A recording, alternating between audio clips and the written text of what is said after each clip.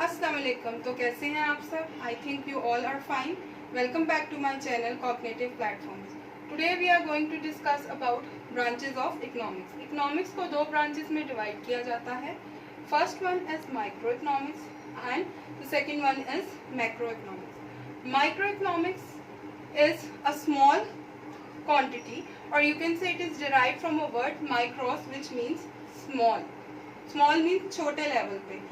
अब अगर हम इसकी डेफिनेशन को देखें, so micro economics is the study of particular firm, household, individual price, wage, income and particular commodity. Means कि हम एक पर्टिकुलर फर्म का एनालिसिस करते हैं, हाउस होल्ड का या एक इंडिविजुअल का, यानी कि individual in terms of price, individual product, किसी प्रोडक्ट की प्राइस, वेज, किसी एक बंदे की वेज या जो सर्विसेज वो रेंडर कर रहा है उसके एवज में जो उसको वेज मिल रही, income, any other source of income, business हो गया। अच्छा जी, एंड पर्टिकुलर कमोडिटी, किसी एक कमोडिटी का एनालिसिस करना, ये सारा कुछ किस में आता है? माइक्रो इकोनॉमिक्स में। अब अगर हम बात करें माइक्रो इकोनॉमिक्स को, तो उसका एक और नाम है जिसे कहते हैं प्राइस थ्योरी। ठीक है, क्योंकि प्राइसेस जो है वो इकोनॉमी में जो है वो रूल कर रही होती हैं। इन terms of demand and supply को देखते हुए, मद्देनजर रखते हुए हम प्राइसेस सेट करते हैं।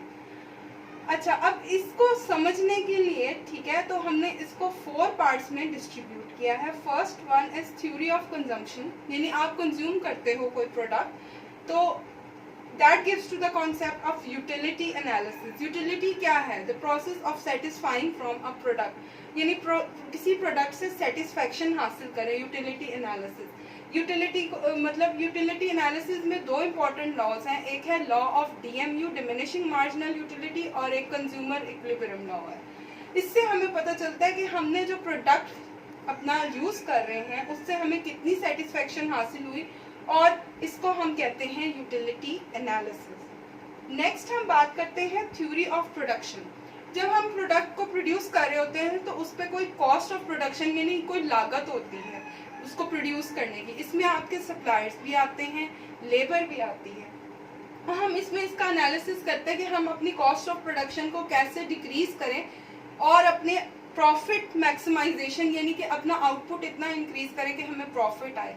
अब इससे क्या होगा? इससे ये होगा कि आप इकोनॉमीज ऑफ स्केल, यानी आपको बेनिफिट मिलेगा। आप अपनी कॉस्ट ऑफ प्रोडक्शन को डिक्रीज कर कर क्या करोगे? प्रॉफिट को मैक्सिमाइज कर दोगे। जब प्रॉफिट मैक्सिमाइज हो जाएगा तो क्या होगा? आपको इकोनॉमीज ऑफ स्केल का बेनिफिट मिलेगा। नेक्स्ट हमारा पॉइंट है theory of price. Price mechanisms are those triggers जिससे आप मार्केट में प्राइस सेट करते हो। ठीक है, and those 2 basic triggers are demand, यानी प्रोडक्ट की डिमांड, यानी कस्टमर कितना विलिंग है उसको परचेज करने में, और सप्लाई, यानी कि कितनी सप्लाई हो रही है मार्केट में। जब ये दोनों एक पॉइंट पर मीट करते हैं, डिमांड और सप्लाई कर्व, इसको कहते हैं मार्केट इक्विलिब्रियम। इससे क्या होता है? हमें प्राइस सेट करने में आसानी होती है, यानी price mechanisms are those which are related to demand and supply of a product. Next हम बात करते हैं थ्योरी ऑफ डिस्ट्रीब्यूशन। हमारी जो प्रीवियस वीडियो थी उसमें हमने बात की थी फैक्टर्स ऑफ प्रोडक्शन की, जिसमें हमने रिवॉर्ड्स की बात की थी। सो जब थ्योरी ऑफ डिस्ट्रीब्यूशन की बात करते हैं तो that are related to rewards. Like land से हमें क्या मिलता है? रेंट। लेबर से हमें क्या मिलती है? वेजेस। और कैपिटल से हमें इन्वेस्टमेंट, और एंटरप्राइज या एंटरप्रेन्योर से हमें प्रॉफिट मिलता है। तो हम ये सारा कुछ स्टडी करते हैं because it is on individual level and this is related to price theory. So ये सारा कुछ किस में आता है? माइक्रो इकोनॉमिक्स में। अब हम बढ़ते हैं मैक्रो इकोनॉमिक्स। हम इस तरह से भी कह सकते हैं कि micro economics is a narrow concept in economics and macro economics is a broad concept in economics.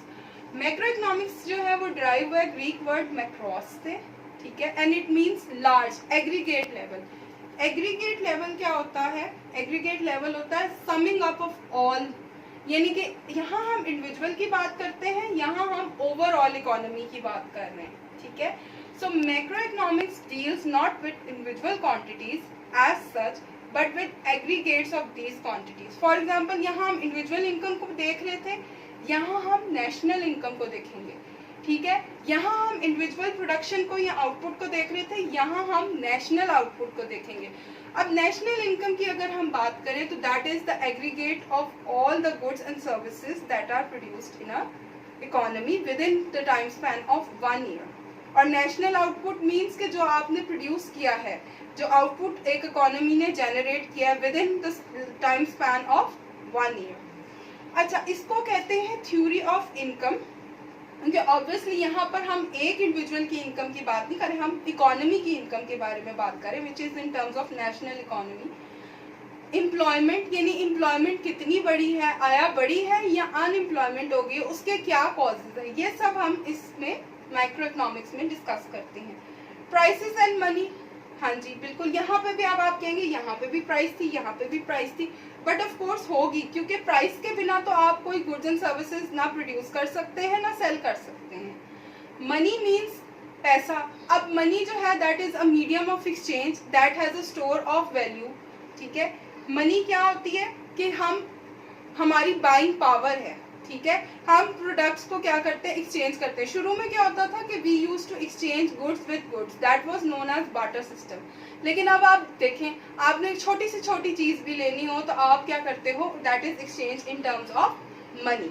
सो हम मनी को पढ़ते हैं कि मनी क्या है, उसके क्या फंक्शंस हैं, ये सारा कुछ जो है वो मैक्रो इकोनॉमिक्स में आता है, because it is a large part of economy. अच्छा जी, अब इसमें हमने इनकम एंड एम्प्लॉयमेंट की पहले भी बात की है, अब हम बात करते हैं banking system. Now there are 2 types of banking system. First जो हमारा है वो सेंट्रल बैंक है, जो कि हमारा in case of Pakistan is state bank of Pakistan. इसका फंक्शन क्या होता है कि ये चलाता है कमर्शियल बैंक्स को और ये रेगुलेट करता है supply of money in terms of monetary policy. इसको हम डिस्कस करेंगे जब हम फर्दर अपनी वीडियोस बनाएंगे, बट इसको इस तरह से समझे, there are 2 banks that are part of economy, commercial banks and central bank. Next is your international trade. Trade क्या होता है, एक्सचेंज करना चीजों को, ठीक है, गुड्स एंड सर्विसेज को। इंटरनेशनल मीन्स के आप क्या करते हो, इसमें फॉरेन ट्रेड भी इन्वॉल्व होती है और डोमेस्टिक। डोमेस्टिक ट्रेड क्या होती है, the trade which is done within the boundaries of a country, and foreign trade क्या होती है, जो कि आप बाहर भेजते हो in terms of your exports, या बाहर से चीजें लाते हो in terms of your imports. So ये सारा कुछ हम स्टडी करते हैं मैक्रो इकोनॉमिक्स में।